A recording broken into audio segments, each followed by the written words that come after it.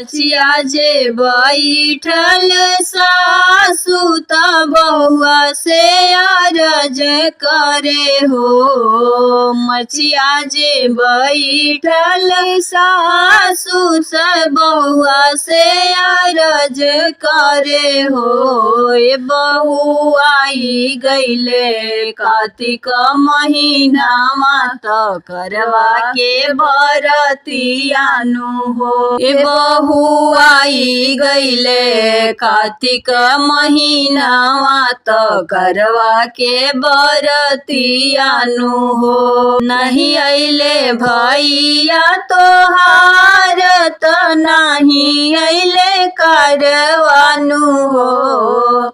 नहीं अइले भैया तोहार त नहीं अइले करवानु हो। ए बहू कैसे करबू करवा के बरतिया त माई तोरे ना भेजली हो। ए बहू कैसे करबू करवा के बरतिया त यहाँ तोहरे नाही भेजली हो। इतना वचन सुनी बहुआ नए नया सुधारेली हो।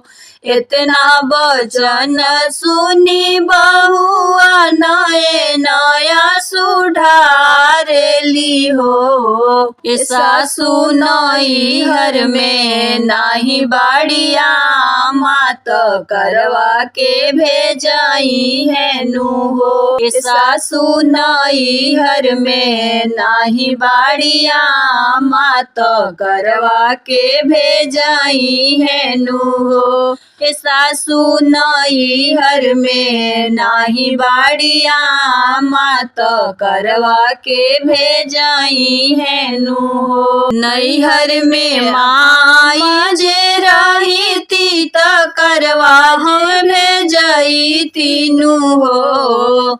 नैहर में आमा जे रही त करवा हम भेजती नु हो।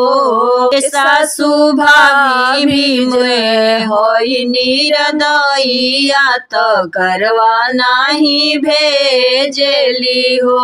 सासु भाभी मोरे हई निरदैया त करवा नाही भेजली हो।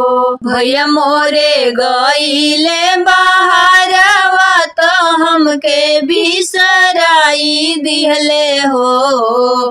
भैया मोरे गईले बाहरवा त हमके बिसराई दिहले हो। सासु बाबा मोरे घरवा अकेले त करवा कैसे भेजनु हो। सासु बाबा मोरे घरवा अकेले त करवा कैसे भेजनु हो। अम्मा जे रही नाई हरवा तया सारा लगई तीनू हो। अम्मा जे रहती नाई हरवा तया सारा लगई तीनू हो। सासु अम्मा बिना नई हर अकेला त करवा कैसे भूख भी हो। सासु मामा बिना नई हर अकेला त करवा कैसे भूख भी हो। इतना वचन सुनी सासु त बहू के समझावेली हो। इतना वचन सुनी सासु त बहू के समझावेली हो। ए बहू हम ही तयामा तोहार करौआ हम लाई भी हो।